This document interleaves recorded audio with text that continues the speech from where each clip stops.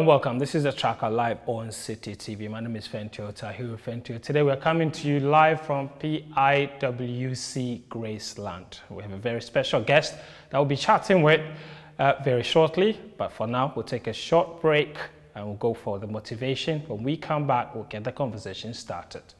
Welcome back. This is the Tracker. Interesting motivational message there. But my guest today needs no introduction. A national team player.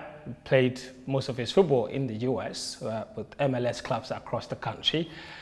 David Accam is my guest. David, very lovely to see you. Welcome to the show. Thank you very much. Thanks for having me again. It's been a very interesting last few years. Let me not just say last few years. Let me just say the last 2 years have been incredibly some of the toughest for you. And I'm going to say this in the nicest way possible. Because in the last 2 years alone, you've lost your father, you've gotten married, you've had a baby, you've changed 2 clubs. I have 3 surgeries too. I mean, how would you describe all of this experience, the last, let's say 24 months for you? It's been difficult. Yeah. One of the difficult moments, like last 2 years in my life. I've never been in this situation before because everyone wants to live a good life, but also in life you have to expect that not everything will be rosy. There will be obstacles and stuff. Yeah. And in the last 2 years, I think I've thought about quitting the game and coming back home and stay with my family because of everything going on. But also, I realized I'm also the breadwinner, and I have a lot of people rely on me, so that I don't need to quit. I just have to keep working hard because a lot of people rely on me. But it's been a difficult 2 years. I learned so much, how to be resilient, how to stay strong in everything. But yeah, I'm happy to be alive, have my family and friends around me, and I'm just happy to be here. I mean, of course, the last time we spoke, you weren't a family man, now you are. I mean, and for me, I know when you speak to a lot of married men, they tell you that marriage changes you, children, and when you're throwing a child in the picture, that completely changes everything. So congratulations on the child, but you tell me, how has that changed your perspective on life, on football in general, having a baby? It's been good. It's been good and difficult as well. But I think when you get married and have a child, your life changed completely. You don't really think for yourself. Yeah. You think about your family now, and every decision you make, it's not going to affect you, it's going to affect them as well. So you don't make decisions to suit only you, to suit the family as well. Yeah. And now you know you have someone who will look up to you.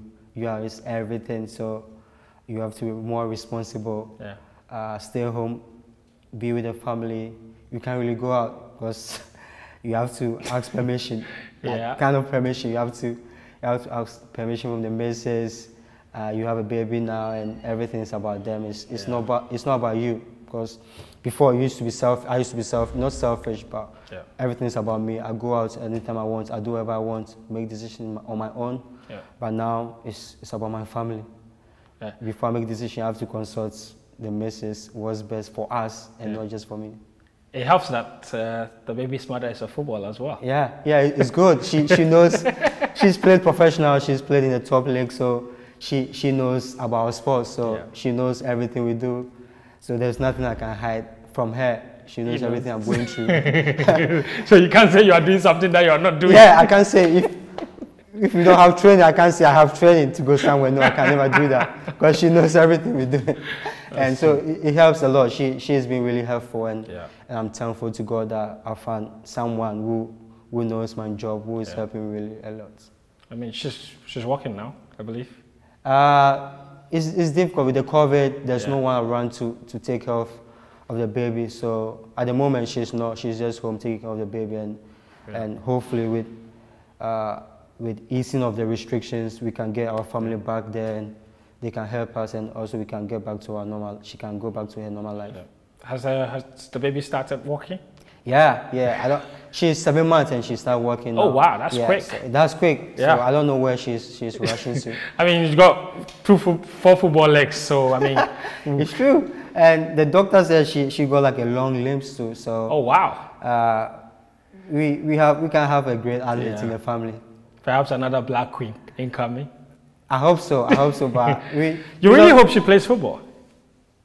To be honest, I'm not gonna rush her. I'm not gonna force her to do anything. We'll try and guide her, manage her, and do whatever she wants to do. But also, I wish she can play football. But I'm not gonna force anything on her.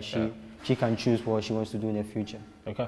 I mean, this is all the good stuff. What a lot of people don't know is that you had a very scary moment when your wife was pregnant. In Nashville, there was some hurricane. Tornado. There was a huge tornado. Tell me about that. Like, how did it? Because for us at home, all we heard was that you survived some natural disaster. But from your point of view, just how scary was it? How did it happen? It was really scary. Like, I've never been in this situation, and to be honest, I didn't even know what was tornado, and I don't watch TV, so I didn't really hear anything about tornado on the news. And like 12 a.m. whilst I was sleeping, my phone alarm went off, and it was like a alarm saying there's a tornado in the area, like 12 a.m. And so I woke up and I was like, tornado in the area, so what should we do now? And we didn't have any idea about what to do in case of tornado. And so we're just, I woke my wife up. She was 9 months pregnant, so we're thinking, we're like, so what should we do? And we didn't have enough time, and 5-10 minutes we heard like a loud noise. Wow. Like loud noise, really, really loud, like a noise. Like you see when someone is running fast, right? The sound, like a loud noise coming towards us. Whistling sound. Whistling sound, like coming towards us, and like, yo, like, what should we do? What should we do? We didn't have an idea, so we started praying. Like, we just laid on the floor, and like in 5 minutes, everything came and passed, and we, luckily where we were, I don't know what happened. Like nothing happened, but in our living room, kitchen, other bedroom, everything was destroyed except where we stayed. And I was like, I don't even know how we survived this. It was just God. I don't even know how we survived this, but it was scary. But I'm always thankful that I'm always alive, because we didn't know what would happen.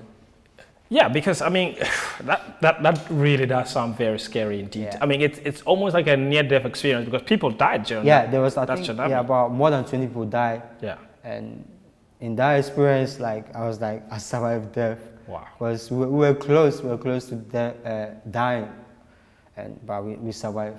And I mean, 9 months pregnant, that's almost close to labor. Yeah, that was close. So she was shaking, like panicking, so we have to go to the hospital to check if the baby was good, everything. But we thank God, luckily, nothing happened to the baby, and she was doing good, and she had like a safe delivery. Congratulations, and really, you know, amazing how God works, and I think we're all very grateful that you guys came out of it well, because I mean, you're in a position where you can easily rebuild and then continue your life, and that's what we're grateful for. Some people don't have that kind of, you know, those kinds of resources to be able to get themselves back up almost immediately. But even someone in your position would have found it real difficult. I don't like cleaning, and my apartment was destroyed, so we stayed in the hotel for like a month. And everything was destroyed. Everything except the only bedroom where you guys were. Where we were. Except the only bedroom where we were. Everything was destroyed. So it's like we starting back again, getting new apartment, buying new stuff, furniture, TV. But these material things, we were just happy to be alive, and nothing happened. Next day I went to training, and the coaches were surprised. They're like, we had a game like 2 days after. They were like, "Are you sure go back home? Are you sure you can play?" I was like, "No, I'm good. Don't worry, I'm good." Because this didn't happen. I'm just happy to be alive, and this is the only time that makes me happy. So I'm happy to play. And they were like, "Okay." Wow, amazing stuff. Anyway, so let's talk about your time in the US, obviously, because we're building back all the way to the beginning. These are some like the latest incidents, but in the MLS, I always like to call you the Christopher Columbus of the MLS brigade, because you were the first Ghanaian player to go there, and then after that they just followed in numbers. You know, how would you describe the experience in America so far? You've been there since January 2015. Yeah, that's almost what, now you are going into your sixth year in America. it was tough making that decision because it wasn't easy for a young player who was doing well and had a lot of suitors in Europe, and it wasn't easy making that decision. But also, I made that decision looking at other factors, my family, myself, and where I want to be in the future. So, even though I had people telling me you made the right decision, for me personally, I'm still happy with the decision I make. I don't regret making that decision. But so far in MLS, I love it. It's been good. It's been bad.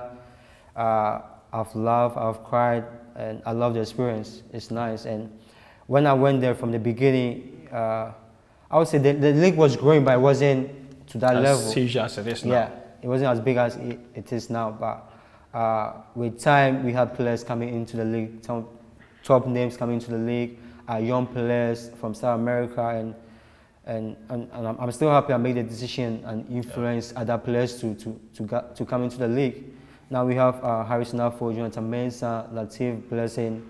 They are top players too. Lalas, they are top players too. So I'm happy they make the decision to come to MLS, and I wasn't alone. You mentioned a very important factor. You said that you made a decision considering so many other factors, even if factors outside of football. And we've heard this a lot when players say that I made a decision considering other factors, my family. What are the advantages that, for example, the MLS offered you at the time you were making the move that other leagues didn't? I think one main factor is, personally, I wanted to pursue my education. I wanted to further my education, get like a good degree as well. And I know MLS have a lot of links with a lot of universities in America to continue my education. So that was one of the main factors. And also, I thought MLS would be like a stepping stone for me to go there, play well, and also move back to Europe. Okay? And it happened because when I was in Chicago, I had a lot of offers in top leagues, Bundesliga, French league. So personally, I didn't get a move back to Europe, but also I made a name for myself. I get the chances, I get the offers, so I don't regret it. And yeah, these are some of the main factors I considered before coming to MLS, and I'm still happy with that decision. Chicago obviously was where you spent the longest time. After Chicago, it almost looked like every 6 months they were shipping you off to another team.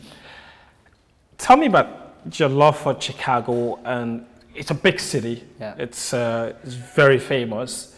And the Chicago Fire, I'm sure you had a huge fan base as well. You scored a lot of goals there. How would you characterize those 3 years, I think, at Chicago Fire? It was amazing. That was my first time in America. Chicago was my first city, and I was proud I chose Chicago to go and play there. And they supported me. They gave me the support. They gave me the tools to succeed. So you can see my first 3 years, I had my best time in MLS, and it was like they gave me the respect also, because they involved me in decision making, what I want for the team, how we want to play. So I had fun there. I had my best years, and I have so much love for Chicago. Even though it didn't end well the way I wanted, I had issues with some people, but I have so much love for Chicago, and every time I'll be anywhere, I'll always speak good things about Chicago, the team, the city, and the fans. Yeah. I mean, you talk about the issues you had, and I'm just going to go into that a little bit, because I was with you here in December of 2017, I believe. We had just finished an interview, and then a few days later, we heard that you had been traded to the Philadelphia Union. I remember sending you a text and asking you, did you know about it? You said you had no clue. I mean, how do you get transferred? How does the American transfer system work? How do you get transferred to a team without the player's knowledge? That's what makes MLS, American soccer, unique, because they have so much rules you don't even understand, but you and the league, you try to understand. It's difficult. They have different terms like designated player, and all these things. All this stuff is difficult to understand, but as a player, what you want to do is just go there and play your ball and forget about every stuff. Yeah, I was with Chicago 2017, and I think I was on my last year. I was on my last year of my contract, and I had offers to go outside and play, and they know my ambition. I already told them before I signed. I told them already, this is my ambition, and they were like, yeah, we will help you to get to your dream, and I was happy there. So my last year of my contract, I had offers in Bundesliga, French League 1, and they knew I wanted to leave. But they convinced me I have a long term with the club, and they wanted me to stay. So they gave me a 3 years contract. Oh. So for a team, for their intent, I was happy. They're like, they wanted me to stay here. They really want me here. So they gave me the 3 years contract. So I came back to Ghana for holidays. And I was happy. I told my family I signed new deal with Chicago. Yeah. And we didn't announce it because we wanted to wait till the new year and announce it to make like a surprise for the fans and everything. Yeah. I was happy. So I came home. I was with my family. I knew I was going back to Chicago. Then all of a sudden, I saw it online. I got traded.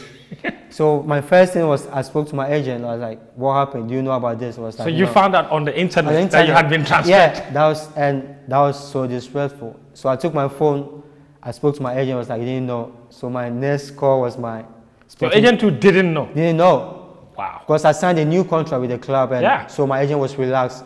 3 years contract. Yeah. I just signed. So we done. No fuss. I'm done. So just prepare for the next season. That was it. And I just saw online I got traded to Philadelphia Union. Philly didn't even talk to me, nothing. I was like, wait, how do you trade for a player with this contract and you didn't even talk to the player? And my next call was, I spoke to the sporting director, and there was a lot of words, unprintable words that I don't need to say. And I can imagine you were very upset. I was really upset, and there was a lot of unprintable words to him. And that was it. And I told him my mind. You just snuck into the city, pack your things. I didn't even go there. You went? I went there I took a flight, went there for 2 days, packed my stuff, then left. So just like that, the place that had been home for 3 years, yeah, just like suddenly that, was no longer home. Just like that. I just took my bag, went back to Philly. Went to Philly, stayed in the hotel and trying to start a new life. So the people who were selling you didn't tell you. The people who were buying you didn't tell you. Yeah, nothing. No one told me. That's evidence. When I talk to people, people don't understand. Like, nah. So I bet you didn't even have a contact person at Philly. No, I didn't. Only after when they signed, they're like, David, we just traded for you, and we're happy to. we're happy to have you in Philly. Philly is a nice city. Oh wow. This is the contact. They will contact you about flights, about hotels, everything, and they will show you everything about Philly. Yeah. It's like, okay. Oh wow! I mean, and I agree with you. It really makes it very fascinating because everybody's on edge. Because at any given time, you could be traded off. Yeah. It happens in basketball. It happens in American football. Americans have a very unique way of doing their things. In Philly, how was that experience like for you? It was difficult because I was coming back from surgery, and all this stuff happened after I had the surgery. Yeah. So the worst is the wait till I was recovering from the surgery. That's when they did all this trade, and I was still recovering. So from flying between cities, I didn't really have like a good recovery. Yeah. It made the surgery difficult, complicated. So I went to Philly. I didn't really have like a good recovery, and 6 months again, I have the same issue, and I have to do another surgery. Wow. I have to do another surgery. So I didn't really perform well in Philly. The first season. Yeah. So I had, towards the end of the first season, I have to do another surgery, 2 surgeries again to fix the problem again. So the surgery took into the second season, and it took longer for me to recover because of everything. But I came back, and I started playing well again. Yeah. Before I moved to Columbus. The second season was good. Then, of course, came Columbus. Yeah. An opportunity to reunite with 4 Ghanaian boys. Harrison was already there. Yeah, Harrison was Jonathan Mensah was there. Yeah. Lalas was there. Then you joined. Yeah. 4 Ghanaian players. Was that a move that you made happen this time around, or that also happened behind your back? No, because I signed a new contract with Nashville, but they were in the US, so they were not back. So, and Phil, I wasn't playing, so I told my agent, this 6 months I want to play, so can you talk to some contact or the teams and make it happen? Because Philly were trying to move on from me, and I don't want to be surplus at any point. Surplus, be on the bench, and they were honest with me, and I love people who are being honest. So I told them, okay, let's try and make a move happen for the next 6 months because I want to play. So Columbus were interested, so I have to go there, play for 6 months. And I knew after Columbus I was going to Nashville. Nashville already. And okay. Yeah, I knew already, and I think people didn't really understand because I went to Columbus. Then they announced that. So like, why are you leaving after just 6 months? They announced after 6 months I'm going to Nashville, but I knew already. I knew that was the deal we had. So those 6 months with the boys, how was that? Because I imagine that must have been a lot of fun. It was fun. It was fun because I went there, I was playing, and even though we were having a difficult season, but I wanted to play. I was playing games. I had friends, family. But still, Jonathan, Harrison, they were like more like a family. Of course. I have family around me, and Columbus is like we call it Ghana. There are a lot of Ghanaians. A lot of Ghanaians. They have Ghanaian supermarkets, restaurants, everything there. You had fufu a lot. Oh, every day. We have like a Jonathan is our chairman. Every day is there. Jonathan is the chairman. Yeah, because he was alone. His family was there, so he was. Oh, right. Jonathan, almost 2 and fufu every day. So me and Jonathan, we were there every day. It always helps. It helps when you eat local food. Yeah, when we felt at home. We felt at home. It was fun. Jonathan is captain as well. He's making history with the team. I mean, obviously, when you see Ghanaian players come into the league and make that much impact, for being one of the first players to move there, that must fill you with a lot of satisfaction. It does, because people wrote him off when he came to MLS, and I know Jonathan is a hard-working guy, he's a good guy, and when he came in, he was working hard. So when he got a captain, I was just happy for him, and going all the way to win MLS Cup with Columbus, it was like, it seems like I was the one who won it. Of course. And I was there with him because I have a house in Columbus. My wife is there, my family is there now. So my wife was at the stadium. So I have to stay home and babysit.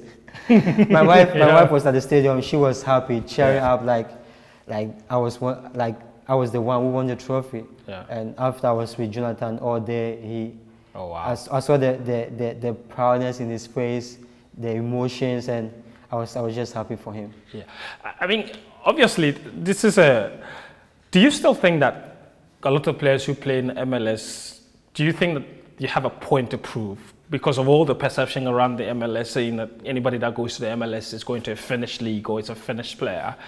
Do you guys still play thinking that you have a point to prove, or you just think, you know what, to hell with anybody, we're just playing football? No, personally, I always think I have a point to prove. Because even though I was comfortable making good money, I still wanted to play well and move to top teams in Europe. And with MLS now, I think they have like a lot of young players coming up. They keep making transfer. They keep transferring players back to Europe. We have Miguel Almiron now in Newcastle. They have players. They have one young player in Dallas who a lot of teams are after him, like Juventus, Roma, everyone, and I feel really proud when I see all these young players doing well and trying to move back to Europe. But before, it was like people didn't think MLS can be like a stepping stone, but it depends on your mindset. If you plan well and you want to achieve something, you can go there, use MLS as a stepping stone, and move on to a bigger leagues. Okay, let's just conclude with the experience in Nashville. Like you said, you signed a contract with them even while you were at Philadelphia Union. Now they're back. They went at USL. I think they had another Ghanaian player there. Yeah, we have 2 Ghanaian players. Yeah. Derek Jones is a Ghanaian but half American, and we have Abu Danladi there as well. So we have about 3 Ghanaian players. I mean, Nashville is very southern, if you like. It's country town. Kind of, if you like. Is the experience there very unique to what you've experienced so far from other cities, or it's just seamless? It's unique, and it feels like you can go from one city to another city, and it feels like you just moved to a different country. And that is true. And Nashville is from all the cities I've been, Nashville is different. It's more like a southern city with country music, like country. It's more country like town. Country town. It's different. It's different. But as a soccer player, you have to get used to all this. You have to try to adjust to the system and everything. And also the team was like a new team in MLS, first time in MLS. So everything was different, was unique, and I love being part of Nashville, trying to shape the team for future, because we were the first people to play for the team. So we shaped the culture of the team, and I'm happy to be part of Nashville. All right. We're still talking to Black Stars striker David Accam. He's our guest for today's show on The Tracker. Still to come, we talked to him about protests in the USA. Black Lives Matter really blew everyone apart, or away, if you like, in the last few months. There's also Black Stars. And then we'll take him to the very beginning of his days, A Right to Dream. Don't go anywhere. Welcome back. You're watching The Tracker with me, Fentuo Tahiru Fentuo. My guest today is David Accam, Black Star striker. David, before we went on the break, you talked about your time in Nashville, which brings up the critical question about racism. In America this year, 2020, we saw massive protests across the country on the Black Lives Movement. Obviously, as an African player, when you talk about racism, it's much closer to home than pretty much everybody else. Now we see the movement all across in the Premier League and other leagues are taking their knee. But being in the middle of that, in those protests, I don't know how the protests were in Nashville, but in other cities, it was quite massive. It was big in Nashville too, but we were having a game, and also with the COVID, I don't think we were, I wouldn't say we were not allowed, but we have to make a decision, because we can't really go there. Of course. In the crowd, because we also have our game and stuff, so we couldn't. But it was huge in Nashville as well, and I was happy they brought this protest up, because as a black man in America, I felt it, even not directly or indirectly, but I felt it as well, because I have friends, and I've been in situations like this where no matter what you're doing, people will judge you on your skin color. Of course. And it was obvious. The minorities are always looked down upon, and I'm happy we're trying to shed the light on all this stuff happening. Let's move on to more football conversation now. We'll talk about the Black Stars later, but let's talk about how you started football. I know that your dad wasn't keen on you playing football. But obviously he was very happy to see you succeed. But tell me about the very beginning, how you ended up at Right to Dream, because you were, and I've asked around, you were one of the most talented kids in your neighborhood growing up. But how did you end up there? I would say it was a long, it was a very winding. It was difficult, long, difficult road, but if it's meant to happen, it will happen. Right. And when I was like 10, 11 years, I was in Obuasi playing for the Ayas Academy. And I was there with a lot of some of the players who have made it, Opari, Sadiq Adams, all these kind of big names. Wakaso, Jonathan Mensah, David Accam, all these guys. I was there with them. So 1 year... That academy doesn't exist anymore. It doesn't exist. And that we'll talk about that later. That doesn't exist, but we'll talk about that later. Yeah. And I think my dad wasn't happy with my education, because they didn't really take education serious. So it took me off from the academy to come back home and continue my education. And after I completed, I think, junior high school, my Right to Dream came calling. Yeah. And the first thing my dad asked was like, are you guys going to provide him his education? That was the first thing my dad asked. He didn't even care about football or anything. And I think Right to Dream assured him that I'll get like a proper education, and also I'll get like a good football academy. So that was the only reason why he allowed me to join Right to Dream. Yeah. And many people don't know this, but you had a chance to go to Presec. Yeah, I had a chance, because You actually got admission? Yeah, I was in Accra and I had a chance. I chose Presec as my first choice, and I got a chance to go to Presec. But because of football, I have to go to Right to Dream. And I went to Clapham Secondary School. So it was close to Right to Dream, and I was trained with Right to Dream, then I have to attend to Clapham Secondary School too. Wow. I heard you were a shark in BC. I was until until I spent all my time on football. You got aggregate 6? Yeah, I had 6. Wow. I had 6, and I mean, it's not often that you get a lot of footballers that can tell you that they got aggregate 6 from BEC. Yeah, BEC I did, and I was the kind of people who were just quiet. I was always quiet in school. Yeah. I didn't even answer questions, but when it comes to the paper, I'll write. Of course. People, you don't even see me learn about, I'll write. Yeah. And I'll pass. Then obviously, at Right to Dream, you ended up going to England on a scholarship. I'm interested in how that happened, because usually professional footballers from Right to Dream, they want to ship them off to Europe, Man City. Now that's what we see. Now it's Northland. How did you end up going to college in the UK after Right to Dream? I think when I got to Right to Dream, obviously my talent was there. I was doing really well, but trying to combine my secondary school education with the football was difficult, because sometimes I have to skip training and go to school when I have exams, everything. So I wouldn't say my performance was down, but I would say wasn't great. Wasn't great. Yeah. And the level they expected me to develop, I wasn't that level. So Tom was like, at the moment, I don't think you were at that level. This is Tom Vernon, the director for Right to Dream. Right to Dream. Yeah. He was honest. He was honest to me. He was like, at the moment, I don't think your level of performance is at that level that I want you to get to professional contract. And it was like, but you are good at school too. So I have this scholarship in England. You can go there, study and play, and try to improve your performance, and we'll go from there. So that's when I got the scholarship to go to England. That's the irony. So Tom Vernon sent you to England on a school scholarship to go to university because he thought you couldn't make it as a professional footballer. That's what, yeah. Then you ended up making it as a professional I ended up making it. Amazing stuff. That's part of life, and I don't have any grudge with Tom. Of course. Never have. I'm still a good friend with him. Because it still ended up well. Yeah, I'm still a good friend with him, and we talk every day, and I think I'm blessed to have my parents push me on the education side, because if I didn't, I could have ended up.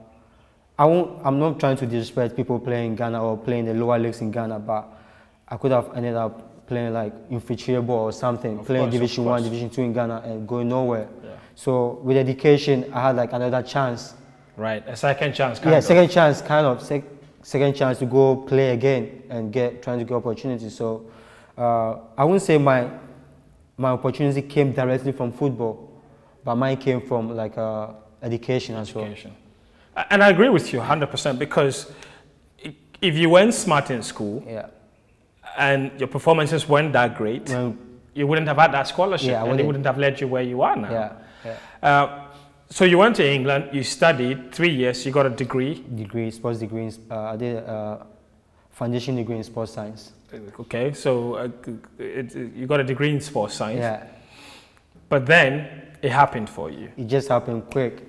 Sweden. I just have to move to Sweden. And when I was in England, I was playing non-league, but because of the work permit, I couldn't play in the top league. So I have to move to Sweden. And luckily, I got a good coach there, Graham Potter, who is now the Brighton coach. He was my coach, and he shaped me. Yeah, Östersund. Yeah, he shaped me to be a good player, because that was my first professional club. I was playing academy, all this stuff. That was my first professional club, and he was the coach, and he shaped me to be a good player and a good person. I don't know if you know this, but at Östersund, when you're moving from Östersund after just 1 year to Helsingborg, less than a year. A year, Helsingborg paid something in the region of 2 million. Then it was a record fee for any team transferring or buying a player from a lower division. Yeah.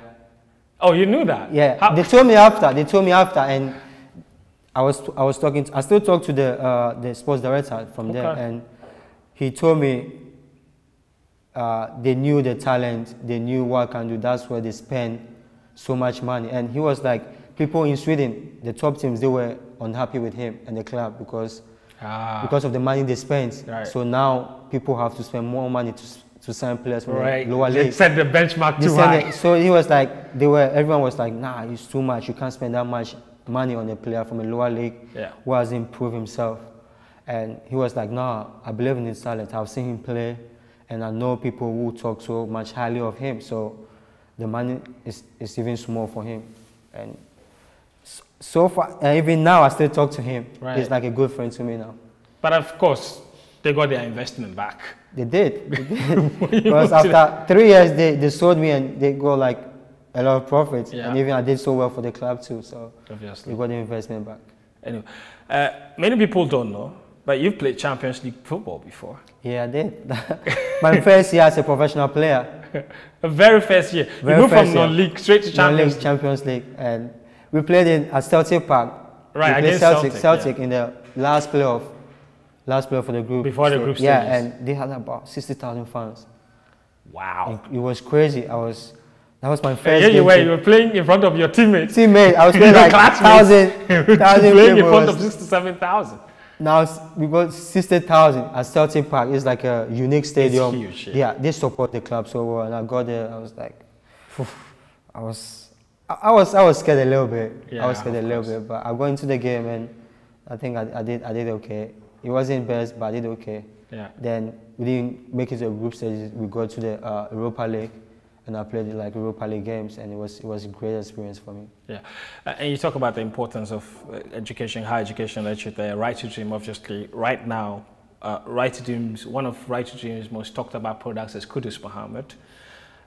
He didn't come to meet you at the academy, but you've seen him at the academy many times. Yeah.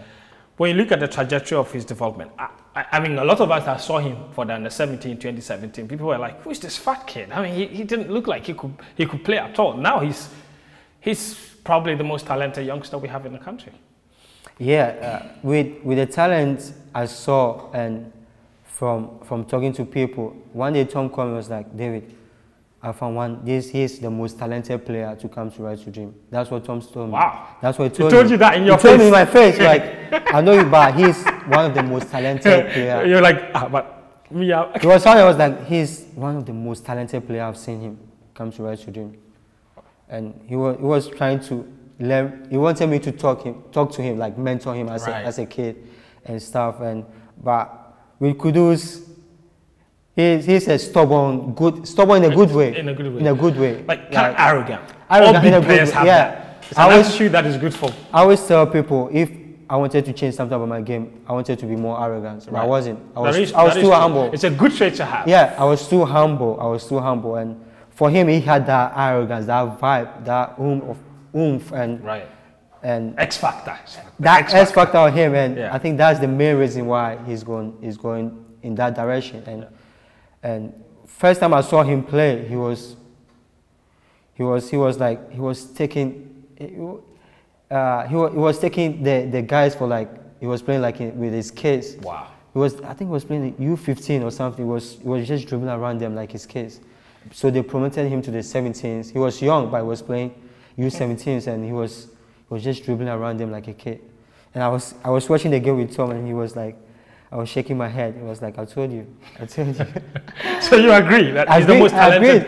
I didn't see him, but after I saw him, and I was like, I agree. This guy is talented. Yeah. So I'm not surprised he's where he is now. And he's at the perfect place. He's at the perfect place to develop a good team.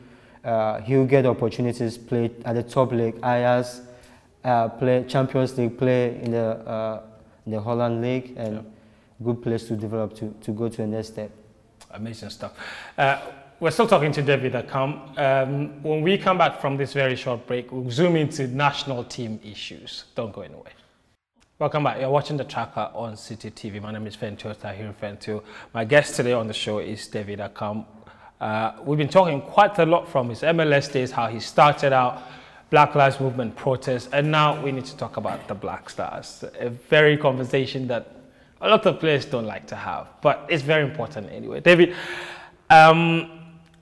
you made your debut for the Black Stars in, what, 2014? Late 2014, November, against Sudan? I think, was it 2013? 2013? Against Uganda. Against Uganda? Kwesi was the coach. I think. In the qualifier for the 2014 World Cup. Yeah, we lost that game 1-0. That is true. Debut, yeah. So you made the debut for the Black Stars around the time that Ghana was high flying in the qualifiers, getting ready for the World Cup. You were listed as a part of the provisional squad for the World Cup, but then you were dropped for the World Cup proper in 2014. It's every Black Star, it's every Ghanaian player's dream to play for the Black Stars. How was it for you when you got that chance, when you got that call? Do you remember how you got the call? Who told you? Yeah, I did. I think the Kwesi called me. Personally? He personally called me. I was like, and that year I think I was playing well too. And he called me, told me, I've been following your game. I've seen you playing really well, and I'm really looking at you because you're kind of players in the team. So keep playing, and you might get your chance soon. Oh. So I think that was then. A month later, I got the email that I've been selected for the national team, and it was great. And I have to call my parents; they were so happy. Wow. And I was really happy because that's every guy's dream, every footballer's dream to play for the national team. Do you remember when you first joined up with the teammates and seeing all the Asamoah Gyan and all these guys that had been playing in the team for a long time? Did you have some sort of initiation, or what was it? Like? Yeah, I did. I think we have to dance. And they know I'm one of the worst dancers in the world. So. I would pay top dollar for anybody that has your initiation video. Nah, I don't think anyone have it now. Nah, I don't want this video out. Nah, I don't think so. Anyone that. But it was fun. I think Michael and Sule, Jan, all these players were there when I went there, and it was fun looking at all these players. I used to watch them on TV, and now being the same team, trying to help the nation, it was amazing. Yeah. When you were left out for the World Cup in 2014, did you, because we always think about, did you get a call from the national team coaches or team manager that says, hey David, you're not going to be selected, or we're dropping you for the World Cup? Or they just release the list, and if your name is not there, your name is not there? To be honest, we know how things are done in Ghana. Right. And everyone wants us to, we want to correct everything happening. And it wasn't nice the way it happens. It wasn't nice. Right. And I think players, we need to manage our team well. The way we manage our football is not really nice. I don't really want to go into details. So that's what I'm going. So you tell me about your experience, how you found out about you not going to the World Cup in 2014, and you talk about the fact that it wasn't nice. How was it? What really happened? I think we had a game with Holland, and after the game, the next day we were traveling to America, and for the pre-tournament. Yeah, for pre-tournament. Yeah, and no one told me anything. I was ready. Me and Jeff, like everyone was ready. In the morning, our bags were packed to travel to America. Everything. Then I think I saw someone send me the list. Like, oh, this is the list out, and you are not part of it. Ooh. And I haven't spoken to the coaches yet, nothing, or management, nothing yet. And someone sent me the list already, like, you're not part of the list. I was like, really? Because I don't even know, but my bag is already packed. We were traveling. I'm traveling. As far as I know, I'm traveling. Then all of a sudden, the coach called me, like, oh, this what happened, and even though we still believe in you and stuff, but this is the team I'm taking, and you still have your chance after the World Cup. And I was like, yeah, that's fine. That's fair enough. But I expected, like, kind of in a formal way, someone needs to tell me before I have to find before seeing the list elsewhere. But we accepted it because that's what we do our stuff. But also later you realize this is not how things are supposed to be done. Of course, we need to start changing the way we do stuff in the national team, and we need to be more professional and formal about things. You talk about so what happened after? They booked you on a flight back home, or no, they didn't. Like, you went to America with them?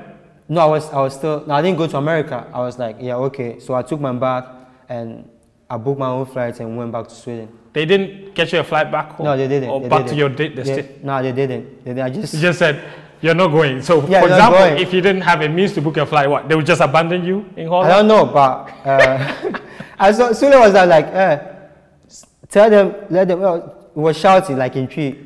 Mumbuki flight man, yeah. Sule was like, yeah, Mumbuki flight man.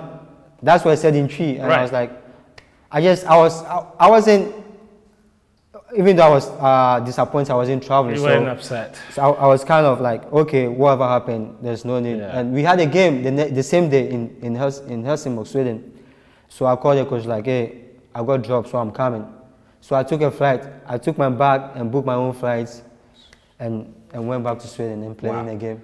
Because a lot of players talk about Sule Muntari and how he's always fighting for other players. And this is another example of that, because I've spoken to a lot of footballers who always say that Sule Muntari is the one player in camp who's always fighting for all the players. And that's why among his teammates, he's everybody's favorite player. Yeah, he was like, don't worry, I'll make sure they pay you the money. That's what he said.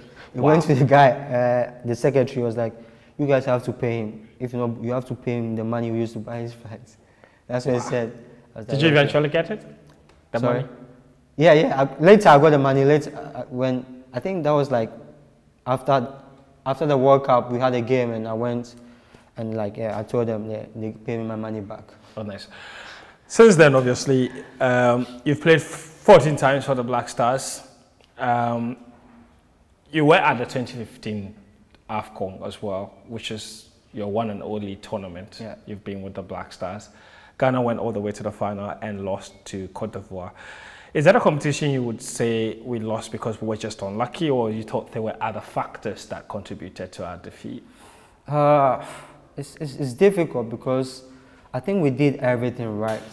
Because after the World Cup, like Ghana football was in shambles. Right. That's a fact, and no one gave us the chance. But we came back 2015, organized ourselves, and we did everything right. So I was surprised and disappointed we didn't win.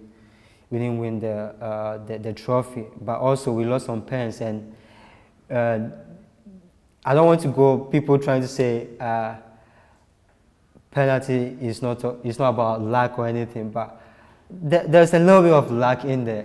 Even though people say it's a science, it is not anybody's game. It's not 50-50. If you go into a penalty shootout with Germany, it's not 50-50. Germans lost.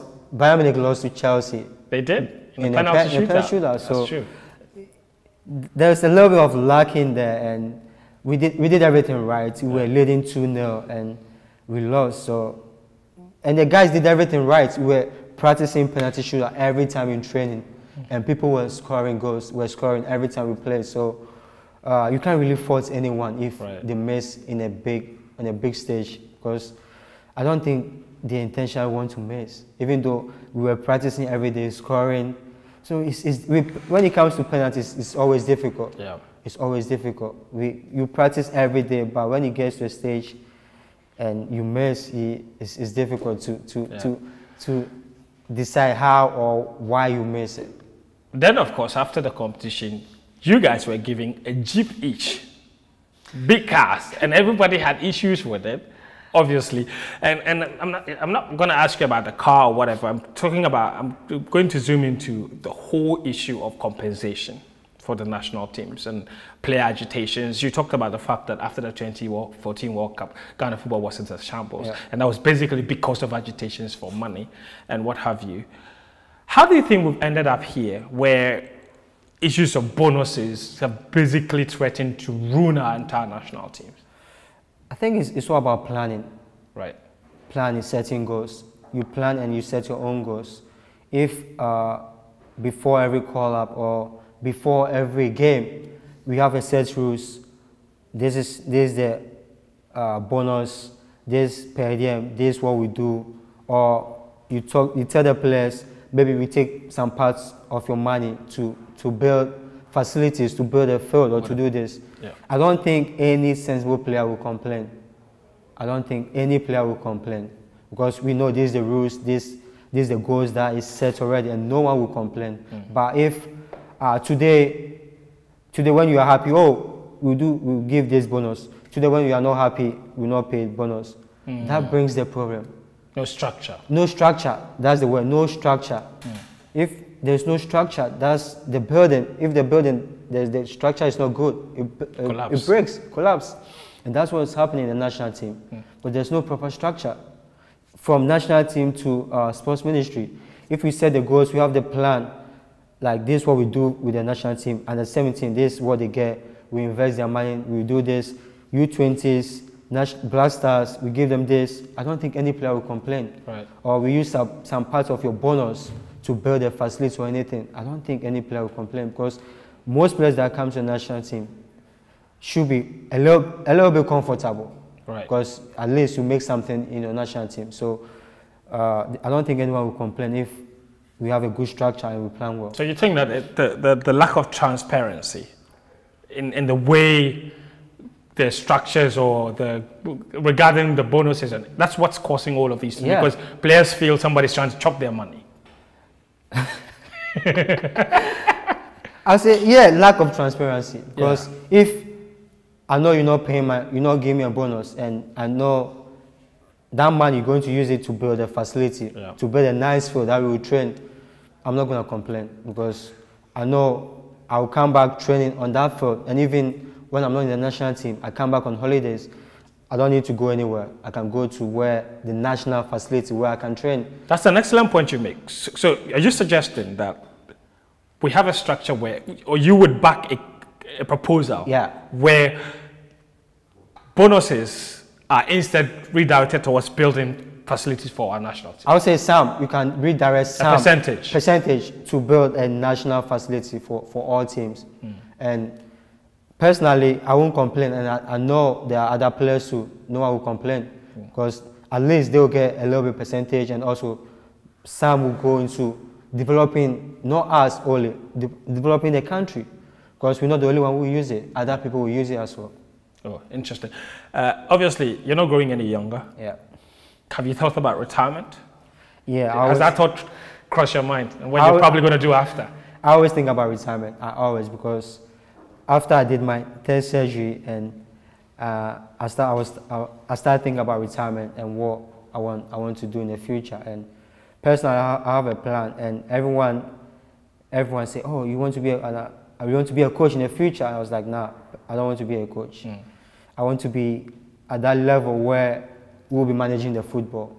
Because we know how coaches are treated in Ghana and Africa. They don't really have a say in what they do.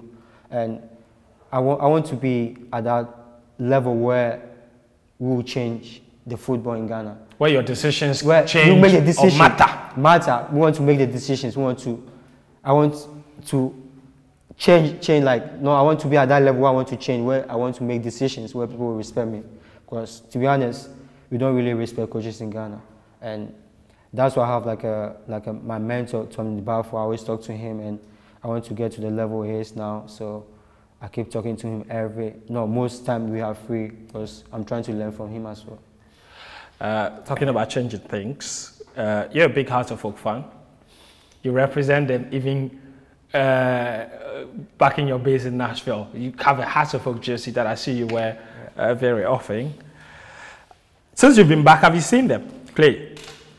I haven't really watched them, but I've seen them on TV. Yeah.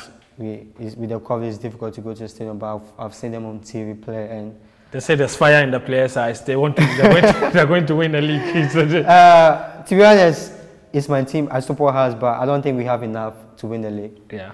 We haven't done enough to win the league this year, and with the way things are going, it will take another 5 years for us to win the league. I'm not happy saying this, but I mean, some people will say 20 years, but I'm not one of those people, so I don't. I'm not happy saying that, because I want to see my team win league. I want to see my team win league. I want to see my team succeed. But honestly, with what I'm saying, it will be difficult. It won't take less than 5 years for us to win the league. Okay, David, it's been an absolute pleasure. Thank you very much for talking to us here on Citi TV. David Accam has been a very, very interesting guest. I hope you enjoyed the conversation. Until next time, take care of yourself, and bye-bye.